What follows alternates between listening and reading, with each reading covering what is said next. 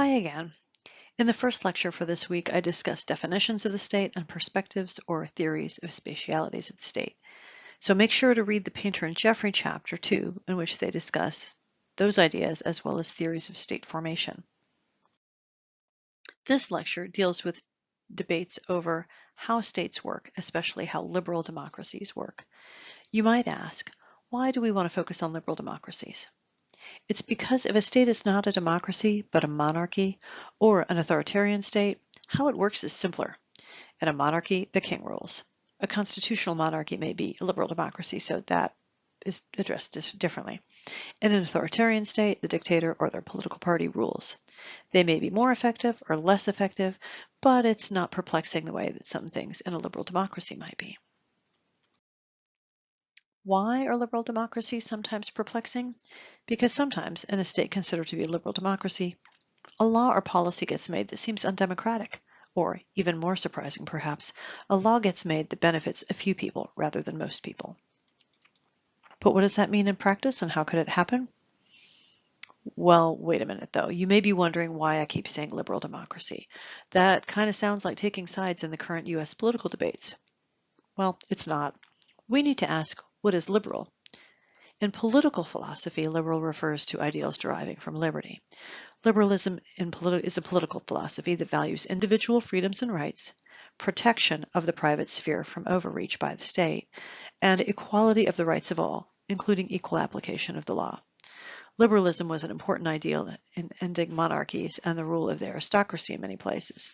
In the US today, both major political parties are liberal in this sense, with the Democratic Party tending to stress equality and the Republican Party tending to stress individual freedoms and limiting the state. Other countries that may have proportional representation, well, they may tend to have more major political parties with other political philosophies, such as Germany or Spain's socialist parties, or Nepal's Maoist party, those are farther to the left, or the Jobbik party in Hungary, or the Citizen Option Party in Colombia, which are farther to the right. We'll start with the liberal tradition, or the pluralist theories themselves. Writers like Thomas Hobbes and John Locke proposed that society is composed of individuals with equal rights. Therefore, sovereignty should come from the people. Kings, the aristocracy, they shouldn't have special rights or special ruling power. So here you can see the possibility of challenging rule by monarchy. But to have society organized, you need the state. The state is run by the representatives of the people. Those representatives are chosen in elections. That should all sound familiar, as many of those ideas are in the US Constitution and other constitutions around the world that establish representative government. Now, according to these writers, the state is neutral. The state itself, those representatives, does not or should not have a stake in the form of society. The state should try to guarantee the rights of individuals and should execute the will of the people. Now, those two things may come into conflict. If the will of the majority conflicts with the rights of some individuals, but the process of elections and then deliberation by elected representatives is how those conflicts will get worked out. Last, state power must be checked because the state itself can be a threat to private liberties. Now, this John Locke is not the same as this John Locke in the TV series Lost. The character John Locke in Lost was a man of faith, and he represented ideas contrary to those of the philosopher John Locke. In contrast, doctor and man of science Shepard is more liberal, but that's just season 1 of Lost. But now we have to go away from Lost because we need to talk about some other theories, the elitist theories. Writers like Gaetano Mosca and Joseph Schumpeter disagreed with the liberal theorists. These writers believed that society is divided into classes. Mosca thought there were the ruling class and the ruled.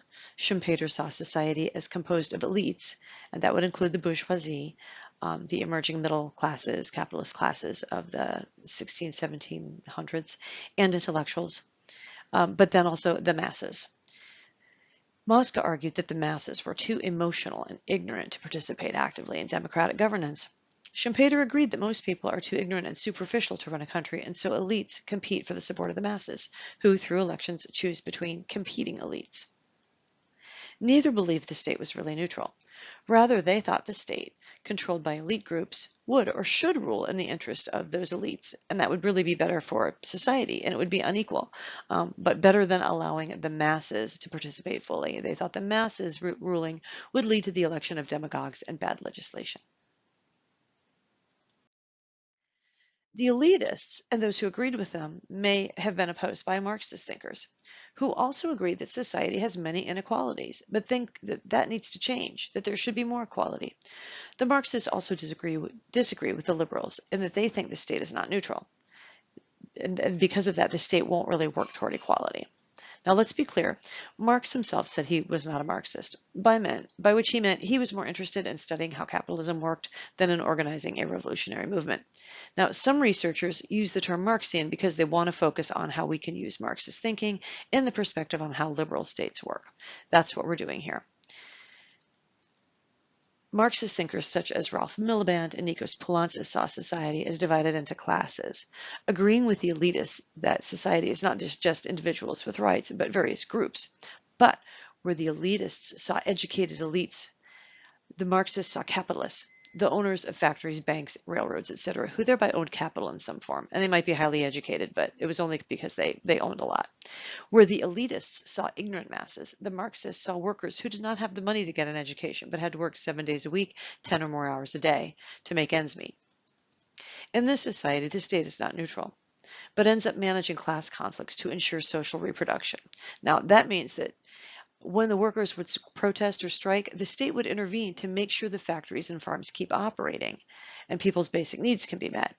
Now, in the end, that might mean raising the workers' wages in response to ensure social reproduction so the workers can get more wages so they can have enough to eat, or it might mean putting protesters in jail or forcing people to go back to work. And that would depend on decisions by those elected.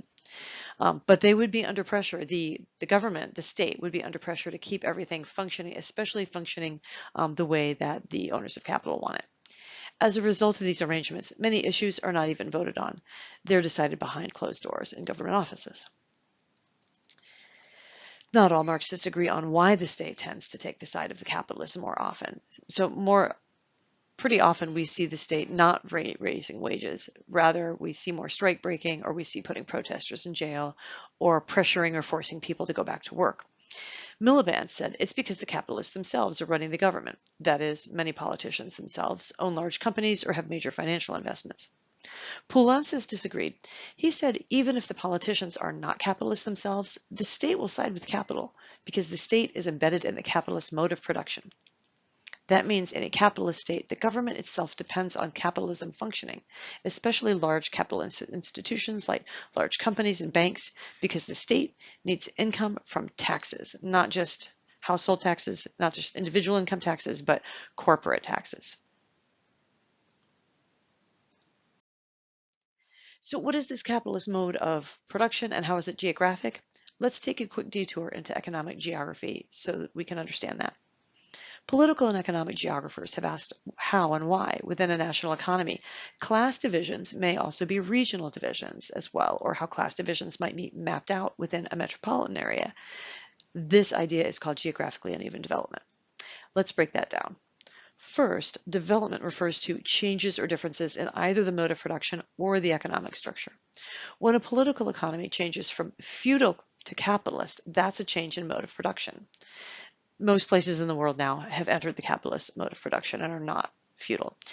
Now, the capitalist mode of production is marked by private property ownership, the production and sale of commodities, and the sale of people's labor power, which means working for wages or salary. Some people own their own businesses, yes, but most people don't.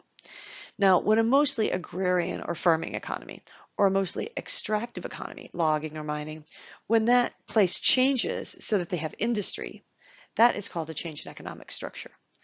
In both cases, when the kinds of jobs available are different in different places, that leads to what are called spatial divisions of labor. So in one area, most people might be working in factories, but in another area, something else. For example, in Milwaukee, in downtown, people are mostly working in law, finance, and insurance, all professional services and highly paid, unless they're working in the restaurant service sector, which is personal services and lower paid.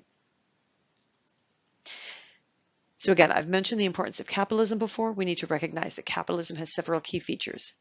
It's marked by private ownership of the means of production. So farms are owned by farmers or agriculture companies, not the state. Factories are owned by individuals or corporations or their workers and cooperatives, not the state. Capitalism is dynamic for many reasons, such as changes in demand, the drive for profit, which always seeks newer and more efficient technologies, and the struggle over labor power, which I've already mentioned. But a little bit more, to clarify more, by the struggle over labor power, I mean that the owners of capital, to make a profit, they may, or they probably will, try to keep wages and salaries as low as they can.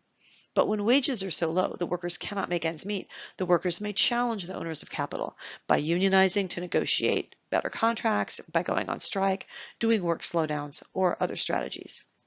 Then the employers may make some workers a deal, and that can affect other enterprises. Or if a company or owner finds the workers in a place too aggressive, the company might move. The major automakers of the United States, for example, started moving their factories to other countries in the 1970s and 1980s. If a company has enough profit, they can be quite mobile. This mobility matters for cities and whole countries. Throughout the Midwestern United States, companies of various kinds have moved out of cities, especially meatpacking plants moved from cities to rural areas, and out of the country, especially automakers and textile industries have moved out of the United States. That has affected not only local and national economies, but also politics. So drawing on Marx for these ideas, economic geographers agree that when capital grows in one place, when people in some places become very wealthy, at the same time in other places, some people may be becoming poorer, or will be becoming poorer. Again, in many countries since about 1980, even though economies are growing, inequality, the gap between rich and poor, has been increasing. So this discussion of geographically uneven development seems to have taken us far from the state. But remember, states govern their territories, so their laws and provision of infrastructure affect owners of capital. At the same time, owners of capital pay more money or less money in taxes, and some companies can move their operations out of a state to avoid taxes. Again, if you want some data on inequality or things like that, you can look up longitudinal data for a country on the Gini coefficient, which measures income inequality, which will back up what I've said about how since the 1980s, we've had some places becoming, within countries, there's a greater gap between the rich and the poor. So we're going to take a break here with this geographically uneven development, and that ends this part of the lecture. Please make sure you go on to the next part of the lecture, which will tie this back to the question of, let's say economic inequality has increased a great deal and the space between the rich and the poor has become extreme. Why are people then not rebelling? Even in a liberal democracy, why are they not voting for some politicians who will raise their wages, provide better living conditions?